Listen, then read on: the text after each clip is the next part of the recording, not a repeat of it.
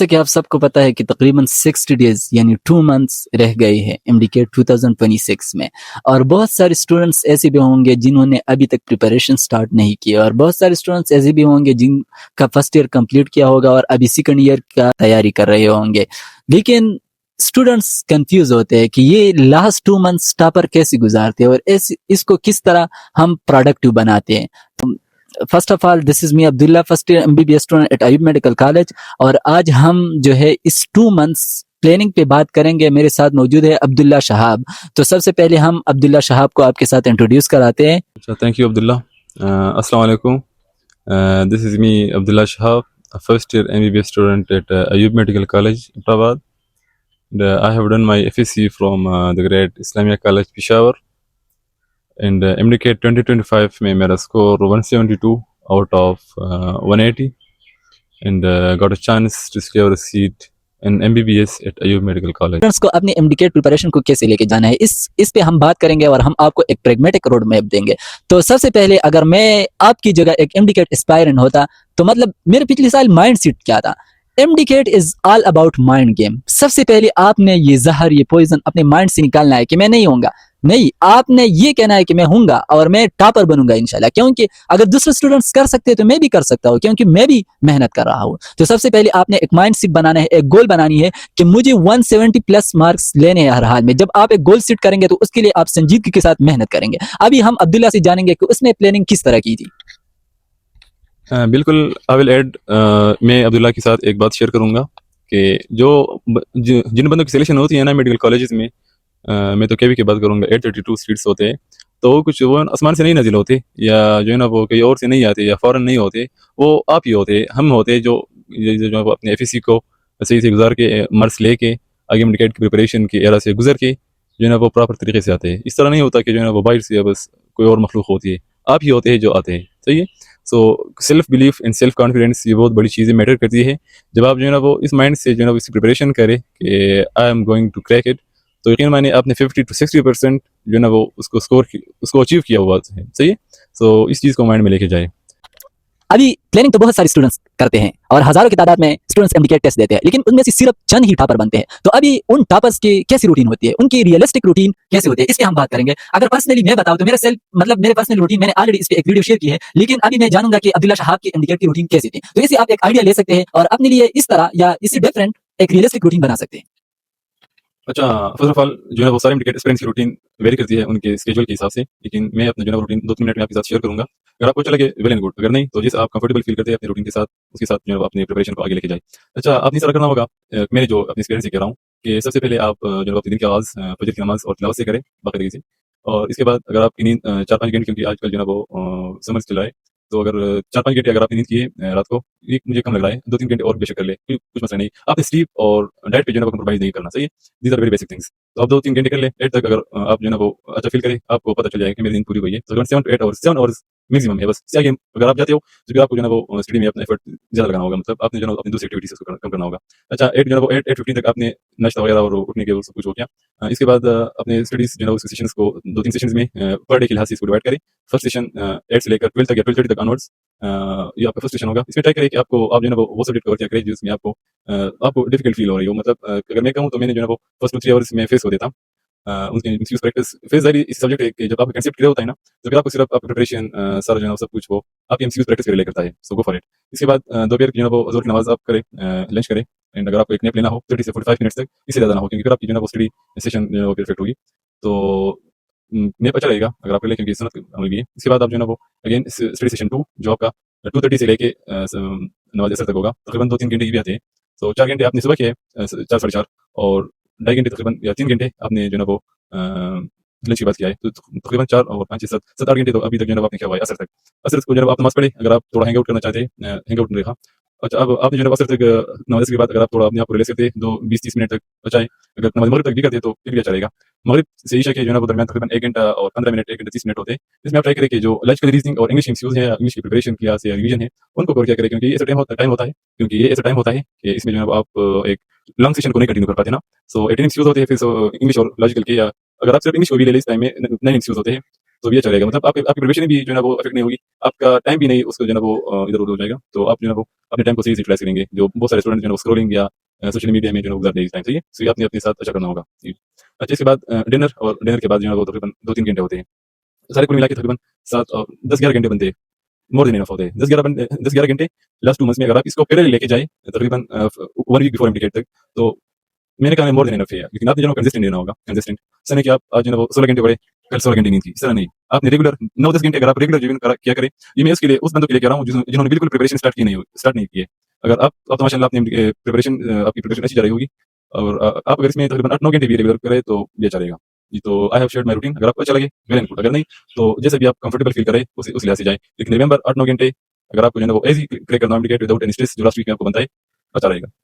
ठीक है। अब्दुल्ला ने बहुत अच्छी बात आपके साथ शेयर की अपनी डेली रूटीन। तो इसका अगर मैं कंक्लूजन आपको बताऊं तो यही था कंक्लूजन कि हर एक सब्जेक्ट को आपने डेली टाइम देना है। आपने ऐसे नहीं करनी कि आप मतलब एक दिन सिर्फ लाइक मुख्तलिफ यूट्यूब पे मुख्तलिफ लोग जो स्टूडेंट्स को गाइड करते हैं वो वीडियो शेयर करते हैं कि मंडे को आपने फिजिक्स पढ़ना है और फिर अगले दिन आपने केमिस्ट्री पढ़ना है, फिर इंग्लिश, फिर लॉजिकल रीजनिंग। इस तरह जो है ना मेरे ख्याल से ये आपके लिए एक बर्न आउट बन जाएगा, एक आप पर एक बोझ बन जाएगा। तो मैं कभी भी स्टूडेंट्स को ये इंस्ट्रक्शन नहीं देता कि आप जो है एक दिन को सिर्फ एक सब्जेक्ट पढ़ते रहिए, बल्कि मैं यही कहना चाहूंगा कि हर एक सब्जेक्ट को डेली टाइम दे और मतलब दिन की प्लानिंग करें कि आज मैं इतना टॉपिक्स कवर करूंगा, और आपने जो है ना रात तक हर हाल में उनको कवर करने हैं। यानी आज का काम कल पे नहीं छोड़ना है, क्योंकि अगर आज का काम आप कल पे छोड़ेंगे तो कल कभी नहीं आता, फिर कल का दूसरे दिन और फिर तीसरे दिन, और इस तरह आपका सिलेबस फिर खत्म नहीं होगा। अभी हम तीसरी चीज पे आते हैं, रिसोर्सेज। बहुत सारे स्टूडेंट्स कंफ्यूज होते हैं कि रिसोर्सेज कौन सी रिसोर्सेज यूज करें। तो और बहुत सारे स्टूडेंट्स जो मेरे जहन में था कि मैं इसमें एक वीडियो में जरूर बताऊंगा कि वो कमेंट सेक्शन में आते हैं और पूछते हैं कि सर कौन सा एकेडमी बेस्ट है, अभी हमको एकेडमी ज्वाइन करना चाहिए कि नहीं, क्या एकेडमी के बगैर एमडी करेक्ट हो सकती है कि नहीं। तो मैं आपको सीधा कहना चाहूंगा कि कोई एकेडमी की जरूरत नहीं है, यूट्यूब से आप पढ़ के भी एमडी को क्रैक कर सकते हैं। और मैंने बहुत सारे स्टूडेंट्स को देखा है कि उन्होंने यूट्यूब से पढ़ के एमडी को क्रैक किया है। तो सबसे पहले अगर मैं फिजिक्स की बात करूं तो अभी अगर आपके फिजिक्स का कंसेप्ट क्लियर नहीं है तो physics in second just go through it और ज़यान पब्लिशर साथ यूज करो। इसके अलावा आपको कोई भी एक्स्ट्रा रिसोर्सेज यूज करने की जरूरत नहीं है। और एक प्रैक्टिस बुक या पास पेपर इज गोल्ड। अगर अभी तक आपने पास पेपर का प्रैक्टिस स्टार्ट नहीं किया हो तो मैं अभी भी आपके पास टाइम है कि पास पेपर का प्रैक्टिस स्टार्ट करो, क्योंकि पास पेपर से आपको एक आइडिया मिलता है कि इंडिकेट में किस तरह किस लेवल के क्वेश्चन आ जाते हैं। क्योंकि बहुत सारे प्रैक्टिस बुक ऐसे होते हैं कि उनमें बहुत ज्यादा एक्स्ट्रा रिसोर्सेज एमसीक्यूज होते हैं जो कभी भी इंडिकेट के टेस्ट में टच भी नहीं होते। तो इसलिए मैं आपको कहता हूं ना कि पास पेपर पे फोकस करो। और केमिस्ट्री के लिए जस्ट गो थ्रू वाक चैनल, बहुत अच्छी तरीके से उन्होंने केमिस्ट्री पढ़ाया, और अपनी बुक को पढ़ो बस, बाकी कोई भी चीज की जरूरत नहीं है। इंग्लिश के लिए केमिकल ग्रामर, लॉजिकल रीजनिंग, पीसीटीवी, इंसाफ एकेडमी से करो, यूट्यूब पे अवेलेबल है इनके लेक्चर्स, या स्टार एकेडमी से करो, या कैफ से करो, या कोई और मतलब चांद एकेडमी है, इंडियन चैनल है, वहां से भी आप कर सकते हो, जिससे आपका दिल चाहिए। सारे चैनल बेस्ट हैं, ठीक है ना। बाकी जो है ना अपने प्रोविंशियल बुक पे फोकस करो, बहुत ज्यादा एक्स्ट्रा रिसोर्सेज यूज करने की जरूरत नहीं है। और इसकी वजह से बहुत सारे स्टूडेंट्स फेल हो जाते हैं कि वो मतलब बहुत ज्यादा अपवर्ड एक्स्ट्रा रिसोर्सेज यूज करते हैं। तो kindly focus, stick to syllabus, smart study करो और अपने जो प्रोविंशियल बुक है उस पे फोकस करो, ठीक है ना। अभी हम अब्दुल्ला से जानेंगे कि वो रिसोर्सेज के बारे में आपको क्या आइडिया देते हैं। अच्छा, मैं सिंपल आपके साथ शेयर करूंगा कि ये टाइम नहीं है आपको जो है ना वो मल्टीपल रिसोर्सेज में अपने आप को जो है ना वो उसमें जाने की, सही है। आप स्टार्ट से जिस प्रिपरेशन के साथ आए हैं उसको सिंपल आपने जो है वो आगे लेके जाना है, दैट्स इट। उसे जो है ना वो अगर आप अभी से जो है ना वो रिसोर्सेज अभी जो है ना वो इधर के मैंने फ्लैग बुक देखना है, मैंने फेडरल भी साथ में कवर करना है, मैंने इस तरह करना है, वो करना है, सो इसका जो है ना वो आपको स्ट्रेस और एंजाइटी के अलावा इस चीज ने आपको कुछ भी नहीं देना है, ओके। तो इस तरह करें कि आपने जो रिसोर्सेज स्टार्ट से यूज किए सिंपल जो है ना उसकी रिवीजन करते रहे और आगे बढ़ते रहे। Revision is the key to success, सही। आपका रिवीजन जितना स्ट्रांग हो, मल्टीपल रिवीजन आपके जिस तरह हो के जितने हो, सो आपको बहुत इजी फील होगा एकेडमी। अच्छा, सेकंड बात एकेडमी, सो ये एकेडमी का टाइम भी नहीं है कि आप जो है वो एकेडमी जाए, बिल्कुल आप जो है ना वो कर सकेंगे, यूट्यूब जो है ना वो भरा पड़ा हुआ है। अच्छा, अब्दुल्ला ने एक बात की कि वाक और फिजिक्स इन सीक्वेंस अच्छी है, बहुत दोनों अच्छी है, लेकिन आप इस तरह नहीं करना कि आप सारे जो है वो सारे कोर्स को कवर करते रहे और बैठ के जो है वो लेक्चर पे लेक्चर पूरे दिन आप लेक्चर ही सुनते रहे। ये काम जो है वो आपने नहीं करना। सिर्फ इस तरह करें कि आपको अभी तक जो है वो अपना पता लग चुका होगा कि आपके कौन से चैप्टर्स वीक है, सिर्फ उन चैप्टर्स को आपने उससे डीप करने हैं। फिजिक्स इन सीक्वेंस से फिजिक्स के चैप्टर्स और वाजिल कंबो बाकी एकेडमी जो लेक्चर है केमिस्ट्री के, उनसे आपने केमिस्ट्री के वो चैप्टर्स करने जिनमें आपको मुश्किलात है। मैं अपने एक्सपीरियंस के मुताबिक आपको जो है ना वो ये सजेस्ट करूंगा कि स्टोइकोमेट्री और thermochemistry, these are the high yield chapters, और इससे क्वेश्चन भी आते हैं एग्जामिनर पॉइंट ऑफ व्यू से। मैं अगर बात करूं कि आपको जाने के लिए इन दो चैप्टर्स को जो है ना एमडीकेट सिलेबस में ऐड किया हुआ है, सही है, स्टोइकोमेट्री और थर्मोकेमिस्ट्री। अगर आप एमडीकेट 2024 के एमडीकेट को देखें तो इन दोनों से मिला के तकरीबन 15 से 16 क्वेश्चन आए थे स्टोइकोमेट्री और थर्मोकेमिस्ट्री से। सो ये जो है ना वो बहुत स्कोरिंग चैप्टर्स है, इनको जो है वो आपने बिल्कुल इग्नोर नहीं करना, स्पेशली इन केमिस्ट्री। और बाकी तो बस आपने जो है वो मैं सिंपल ही कहूंगा कि आपने जिन रिसोर्सेज को स्टार्ट से लेके आए सिंपल उसको आगे लेके जाए, नथिंग। ने बहुत अच्छी बात की कि बहुत सारे स्टूडेंट्स ये गलती करते हैं ना कि उनका कंसेप्ट ऑलरेडी क्लियर होता है, वो फिर भी घंटों लेक्चर्स, कभी पीडब्ल्यू देखता है, कभी कोई और चैनल, जिसकी वजह से बहुत ज्यादा टाइम वेस्ट होता है। तो आपने सिर्फ उन टॉपिक्स को देखना है जो आपका वीक हो, जो आपको लगता हो कि यहाँ पर मुझसे एमसीक्यूज गलत होती है, कंसेप्ट क्लियर नहीं है, सिर्फ वहाँ उन टॉपिक्स को आप यूट्यूब से देख सकते हो। बाकी जिन टॉपिक्स पे आपका कंसेप्ट क्लियर है उनको मत देखो, उस पर सिर्फ प्रैक्टिस एमसीक्यूज करो, प्रैक्टिस आपके लिए बेस्ट होगा। और अब्दुल्ला ने बहुत अच्छी बात की कि revision is the most important thing that play very crucial role in MDCAT. So अगर आप चाहते हो कि एमडीकेट में अच्छी तरह स्कोर अचीव करो तो आपने रिवीजन को स्किप नहीं करना। अभी बहुत सारे स्टूडेंट्स कंफ्यूज होते हैं रिवीजन को किस तरह करना है, कि रिवीजन साथ साथ करे कि नहीं लास्ट पे जोड़े। लास्ट पे तो आपने रिवीजन लाजमी करना है, लेकिन आपने साथ साथ भी करना है। साथ साथ आपने किस तरह करना है कि संडे के दिन जब आप संडे टेस्ट देते हो ना, तो उसके बाद जब आप आते हो तो आपने उन चैप्टर को रिवाइज करना है जो आपने संडे टेस्ट में ऑलरेडी दी हो, ठीक है ना। और बाकी यही बात है। अभी हम अब्दुल्ला से पूछेंगे कि वो एमडीकेट एस्पायरेंट को क्या लास्ट एडवाइस देना चाहते हैं। 2-3 बातें शेयर करना चाहूंगा एमडीकेट एक्सपीरियंस के साथ। सबसे पहली चीज सेल्फ बिलीफ।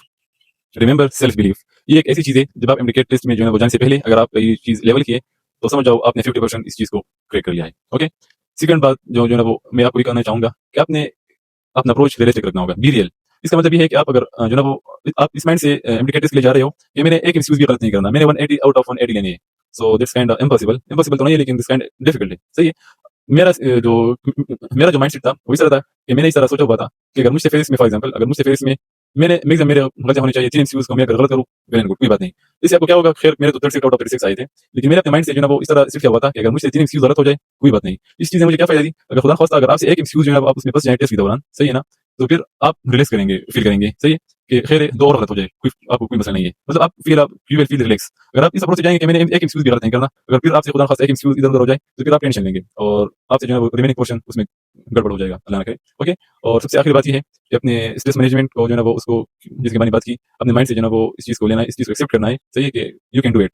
अपने माइंड से इस चीज को एक्सेप्ट करवा ले कि आप जो है ना वो आपकी सिलेक्शन हो गई है, सिर्फ आपने जो है टॉप मेडिकल के लिए स्कोर करना है, सिंपल। ओके, जो है वो मैं आपको स्ट्रेस के रिगार्डिंग शेयर करना चाहूंगा कि आपने जो आप जो टेस्ट के लिए जाते हैं लास्ट 2 मंथ्स में, आप इस माइंडसेट पे जाइए कि मैंने रियल एमडीकेट के लिए जो है ना वो सेंटर जाना है, सही है। इससे आपको क्या फायदा होगा, इससे आपको ये फायदा होगा कि आप जो है ना वो हर वीकेंड में जो है वो आपकी एक्सपोजर होती रहेगी कि मैंने जो एमडीकेट के लिए जा रहा हूँ, सही है।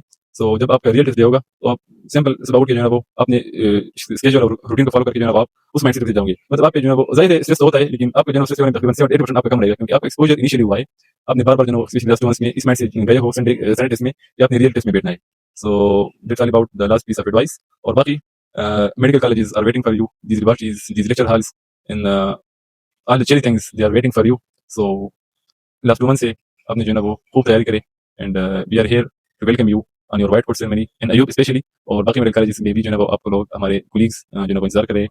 दे are waiting for you to welcome on the very first day the white coat ceremony 2027 and 2025 में हमने क्लियर किया हुआ था and remember 2026 is yours. Thank you. Abdullah ने बहुत अच्छी एडवाइस आपको दी, तो आई होप, और अभी जो है मेरा लास्ट एडवाइस आपको यही होगा कि स्लीप पे कभी कंप्रोमाइज ना करें, हेल्थ का बहुत ज़्यादा ख्याल रखिए, क्योंकि अगर आपका हेल्थ नहीं होगा तो आप अपने डेली रूटीन और कंसिस्टेंसी के साथ स्टडी नहीं कर सकोगे। तो इसलिए प्रॉपर डाइटिंग लो और रिलैक्स रहो यार, स्ट्रेस को अवॉइड करो। आप देखो, आपने सिर्फ मेहनत करना है, आपने सिर्फ मेहनत के बारे में परेशान होना है, आपने रिजल्ट के बारे में परेशान नहीं होना, वो तो अल्लाह के हाथ में है, जो आपके मुकद्दर में होगा वो आपको मिलेगा, बस आपने मेहनत करना है, ठीक है ना। और discipline is more important than motivation. आपने कंसिस्टेंसी के साथ स्टडी करना है, क्योंकि मोटिवेशन तो एक पटाखे की तरह होती है, जब बस करती है तो बात खत्म, लेकिन डिसिप्लिन एक रॉकेट की तरह होती है, जब वो उड़ान भर लेता है तो अपनी मंजिल और बुलंदियों तक पहुंच जाता है। तो आपने बुलंदियों पे पहुंचना है, ना कि बर्स्ट करना है, ठीक है ना। और डिसिप्लिन के लिए the most important things 5 time prayers on time. अगर आप 5 वक्त नमाज वक्त पे पढ़ेंगे तो आपका डेली रूटीन और सब कुछ अच्छा रहेगा, ठीक है ना। आपको हर चीज का बहुत प्रॉपर पता चलेगा, ठीक है ना। लास्ट में अब्दुल्ला ने आप लोगों के लिए एक गिफ्ट लेकर आया है जो आपके साथ शेयर करना चाहता है, तो हम जानेंगे कि क्या गिफ्ट है, क्या तोहफा है जो वो आपको सामने करना चाहते हैं। अच्छा, तोहफा तो इस तरह नहीं है कि सर आपने पेश किया, खैर है। वी आर अरेंजिंग, हम जो है ना वो 3 एफएलपीज या मैक्सिमम 4 एफएलपीज जो है ना वो अरेंज कर रहे हैं।